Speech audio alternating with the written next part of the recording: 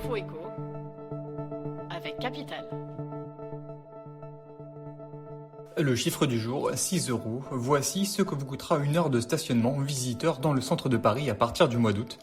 La mairie de Paris vient de présenter son plan de transformation du stationnement et il va faire mal au portefeuille des automobilistes de passage dans la capitale. Autre mesure annoncée, une hausse à venir des amendes de stationnement. Dans les 11 premiers arrondissements de Paris, la contravention passera de 50 à 75 euros dès le mois d'août et de 35 euros à 50 euros dans les autres arrondissements. Enfin, le stationnement deviendra également payant pour les 2 roues motorisés à partir de 2022. Notons que les Parisiens et les personnes résidant en Île-de-France auront la possibilité de souscrire une carte de stationnement résidentielle afin de profiter de tarifs horaires avantageux. Le coup de gueule du jour pourrait être poussé par les 55 millions de détenteurs d'un livret A, car malheureusement pour eux, son taux n'augmentera pas au 1er août prochain, et ce malgré l'inflation qui est repartie à la hausse pour atteindre 1,3% en mai. Or, c'est notamment à partir de cette donnée qu'est calculé le taux du livret A. Malheureusement, la formule inclut aussi les taux interbancaires négatifs en moyenne à moins 0,56%. Conséquence, pas de hausse à attendre en 2021 pour le taux du livret A.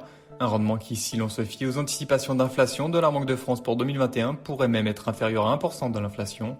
Posséder un livret vous fera donc perdre de l'argent cette année. Plus d'infos sur capital.fr.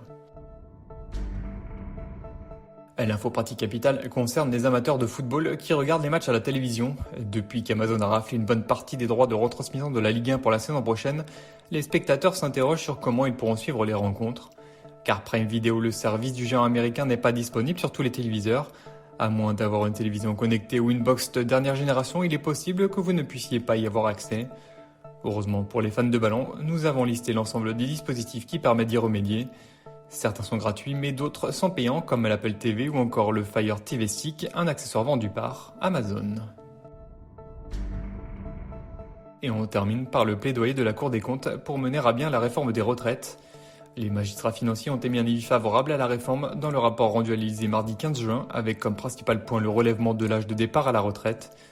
Il serait en effet un des éléments clés de la baisse des dépenses publiques. Pour la Cour des comptes, il faut faire des économies sur des postes significatifs. Dans son rapport, la Cour des comptes rappelle que la croissance ne permettra pas de faire baisser seule la décrue de la dette publique.